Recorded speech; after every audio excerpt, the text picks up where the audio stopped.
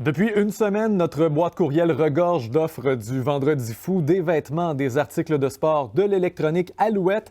Rien qu'aux États-Unis, les consommateurs ont dépensé 9 milliards de dollars à cette occasion l'an dernier. Et en réaction à cette fête du consumérisme, des commerçants et des militants organisent un Black Friday alternatif. Voici quelques-unes de leurs initiatives. Certains commerçants décident de fermer leurs portes aux clients pour la journée. Carrément, c'est le cas du magasin général écologique Terre à Soi dans la région de Montréal. Les employés vont profiter de la journée pour prendre des photos et décorer la boutique pour Noël. La propriétaire Annie Martel a opté pour un Blackout Friday afin de rester en accord avec ses convictions.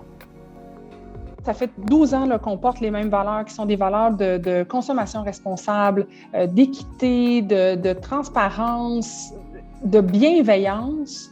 Juste pour être en concordance avec ces valeurs-là, juste pour ça, ça valait la peine, pour ouvrir une porte de discussion pour que les gens commencent à réfléchir à la façon dont ils veulent consommer.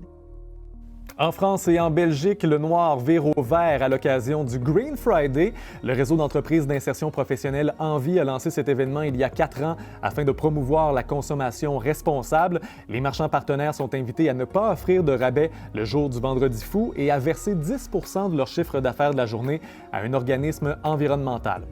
En Colombie-Britannique, 34 entreprises de l'île de Vancouver vont participer au 3e Blue Friday cette année. Elles mettront de 15 à 50 % de leurs revenus de la journée dans une cagnotte pour financer un projet de protection de l'océan.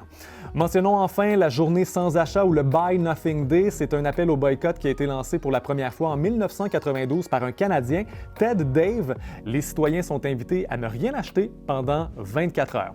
Si vous décidez de profiter des aubaines du Vendredi fou, eh bien sachez que les rabais ne sont peut-être pas si intéressants que ça. Une nouvelle enquête publiée par l'organisme britannique Which révèle que l'an dernier, plus de 99 % des items en promotion au Black Friday avaient été vendus à un prix égal ou inférieur plus tôt dans l'année. Pour d'autres nouvelles, consultez l'appli Info de Radio-Canada. Je vous souhaite une excellente journée.